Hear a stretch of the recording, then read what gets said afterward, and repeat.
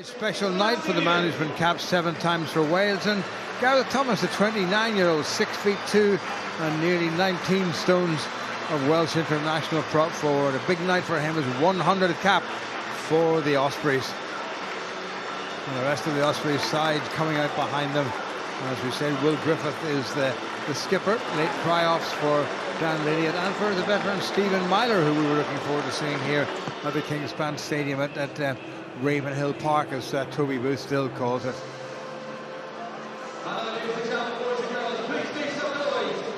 Alan O'Connor, for the 4th time this season, will lead this Ulster side out. Changes right across the board. And remember, a handful of promising Ulster players in action tomorrow when the emerging Ireland side finish off with South African sortie with the game against the Cheetahs, for whom a certain Reuben Pienaar is playing scrum half at 38 years of age, fondly remembered by everyone here.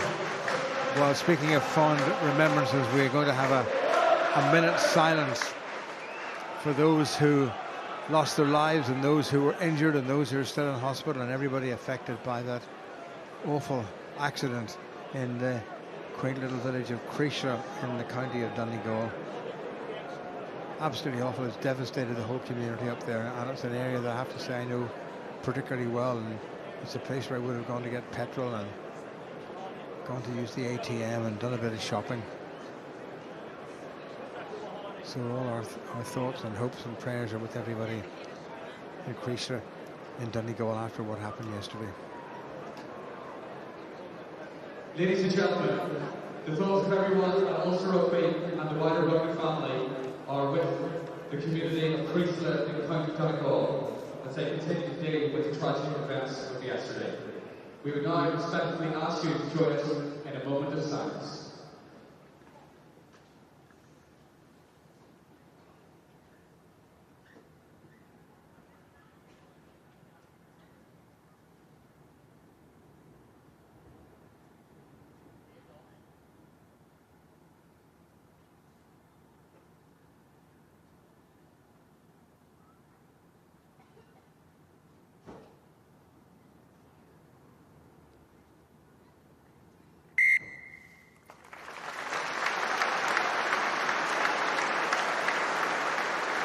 Sam Carter standing at 2 in the lineup. Good catch, good take. John Andrews threw it. John Andrews coming round to support. He scored against Leinster a week ago. And here they go again. This is a good churn forward by Ulster. They've got to keep it straight. The Ospreys are really digging in. And Andrew breaks away. Bit of a stumble. Well set up nicely by Ulster's hooker Cooney. Luke Marshall very close. Moving infield. Ball comes back. Eric O'Sullivan has a bash himself. Cooney gets it away. Still there for Ulster. Moving forward. They're not too far away. Cooney changes direction. Now it's Madigan. Lovely little flat pass. Oh, what a start for Ulster. Luke Marshall, having a second or third part of his career, gets over. And Ulster couldn't have wished for anything better. Not even 2 minutes gone. And Luke Marshall across the line for the first try for the home side. And it's all eyes now on John Cooney to take his points total for this campaign up to 40. And he's put it right between the Ospreys posts. Certainly, Jim, having watched Davy Irwin many times, his kicking I wouldn't have said was his strength, but yes, wonderful, wonderful player. Ulster from head to toe, and here come the Ulster side moving forward. They've already got 1 try, and Andrews right into the back. Now, he's not going to get another one. Andrews got about 2 meters to go. It's a question of getting it down, and he has got it down. When you looked at the 2 team sheets, and while it doesn't always indicate what's going to happen, when you looked how strong this Ulster team was, you did fear for how the game might pan out. But for me, even Toby Booth in the build-up, when he was interviewed, he talked about Ulster's driving, the strength of their game. And over the last 2 or 3 years, they're probably the best in this competition about being able to take that pressure and create it and turn it into points. And if you remember, towards the end of last season, a couple of times up here we commented that they'd almost tried to play too much. In games, go to your strength. This is one of Ulster's greatest strengths, and if you get that right early on, as the game develops, as the game evolves, and you manage to build a scoreboard, then you can cut loose. But let's hope it doesn't come along.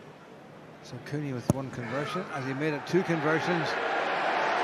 Oh, what an absolute belter from John Cooney, right between the opposition posts. Dewi Lake, just 23 years of age.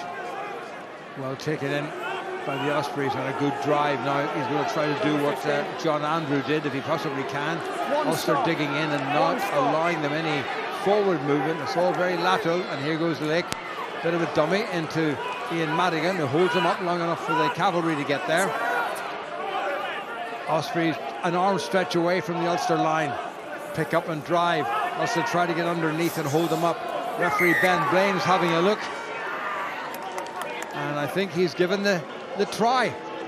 From a game point of view, Jim, it's great to see the Ospreys coming back in. This will hopefully give Ulster a little bit of a shock when they put Glasgow to the sword at home.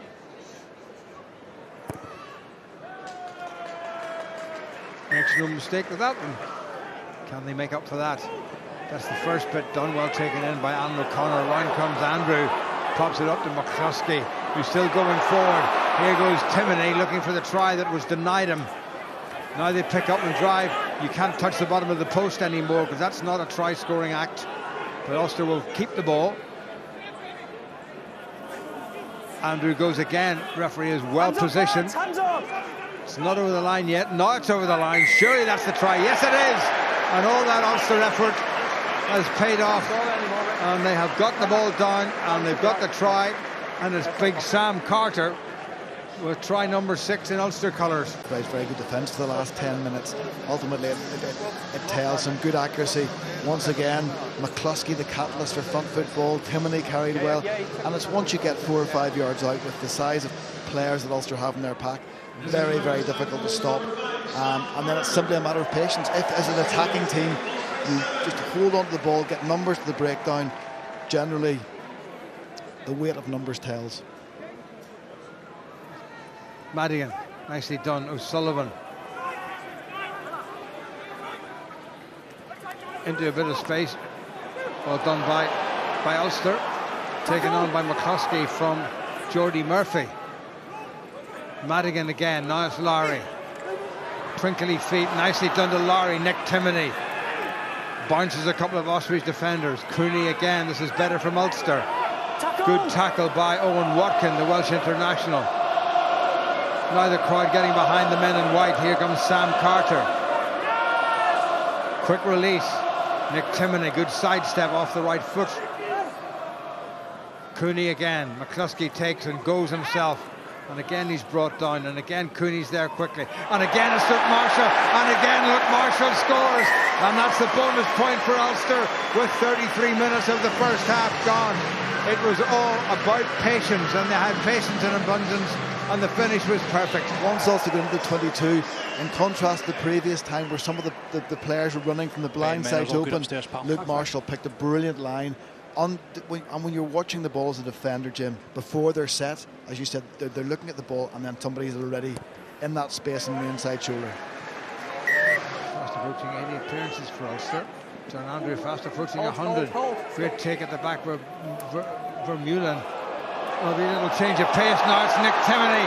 Can he go all the way? Wonderful defending there by Luke Morgan. Ulster still going forward. McCloskey into Tom O'Toole. It was a bit upright when he took the ball, but did well to get it down onto the ground. Here's Jordi Murphy. Wonderful pressure from Ulster once again. Alan O'Connor, the captain. Burns, lovely little offload. Michael Lowry, oh, wonderful stuff. Lowry, what sleight of hand by the fullback, and what a great finish by big Stuart McCloskey. We hoped that Ulster would come out and set the tone very early at the start of the second half, and they've done it very well. And just in that moment, that sequence of play, Jim, you saw Billy Burns' one of his big strengths is that soft hands, his ability to wait the pass, delay the pass until Lowry had worked round from the open side through to the overlap. And again, great hands by Michael Lowry under a lot of pressure. Needs to come in, not quite. So John Cooney is fallible after all. As I said, you'll certainly see plenty of ambition. Free kick against the Ospreys, taken quickly by Nick Timoney, who's had an outstanding game for Ulster. Dave Shanahan gets it away. Frank Bradshaw-Ryan, wonderful turn by the big fella to Sam Carter, who's looking for try number 2. And here come Ulster again. Tom O'Toole comes in right at the back. And John Andrew looking for his second try. Stay on side, lads. Stay on side. Still there for Ulster. Jordi Murphy moves to the blind side, and Ulster pick up and they go straight forward. Ben Blaine's in a pretty decent position to see what's going on. Andy Warwick. Ulster kept possession just about there. It's been squeezed back. Now Andrew's got it in one hand, and now two, and here he goes. Referee's got the hand out for a penalty against the Ospreys. And Ulster looking for this try, and they've got the try. Great dive right at the end. And up with the ball comes Sam Carter. And for a second row forward to score 2 tries in a game is pretty remarkable, but he's played very well, Big Sam. You know, that red zone accuracy, that ability to turn pressure into points.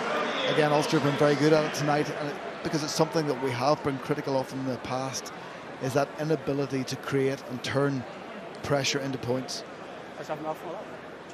Well, they battered and battered and battered at the door, and eventually the man who knocked the door down was Sam Carter. Ulster's goal kicker in chief is still on the park, John Cooney, and he's added the extra points, and Ulster now up to 40, and there's a 30-point gap between them. Shanahan, Andy Warwick.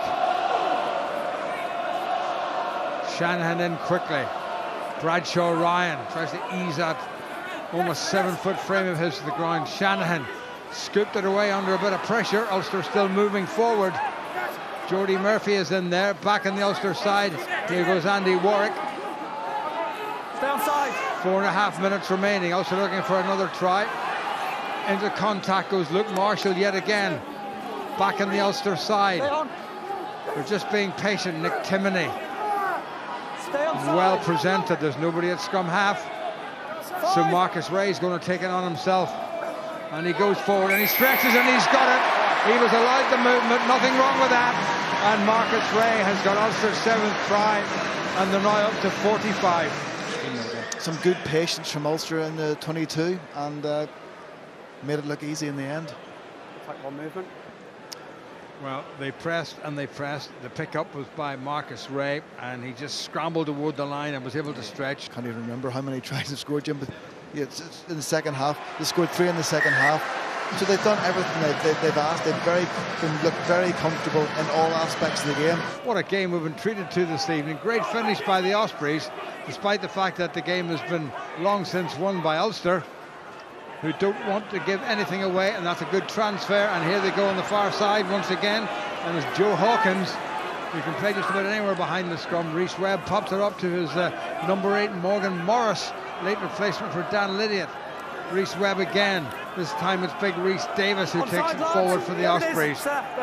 Lots of pressure coming from the men in black. We've played 1.5 minutes and time added on, and Nevis has pushed backward. The referee said, although he lost possession, it went backward. Still there. Can they stretch? No, they can't. Luke Marshall, the man of the match, is in the middle of all that for Ulster, trying to prevent the Ospreys from scoring again. Here they go, the drive, and they've got the try, thoroughly deserved, and it's Morgan Morris, the number 8, gets the Ospreys' 2nd try. 1 in the first, 1 in the second. But Ulster have got 7 tries and have won this game. The team deserved the try, Jim. It was Morris. He's worked really hard all night. He's really been the one danger to Ulster when he's carried the ball. And look, both teams will be... Ulster will be pleased to have conceded the try, but they worked unbelievably hard and defended really well for multiple phases, but pressure eventually told. And Jack Walsh adds the conversion, and Ulster have won this one by 30 clear points. They've won it by 47 points to 17. And you'll keep your fingers crossed that a number of players who left the field might be okay, because the next 2 weeks in South Africa will be in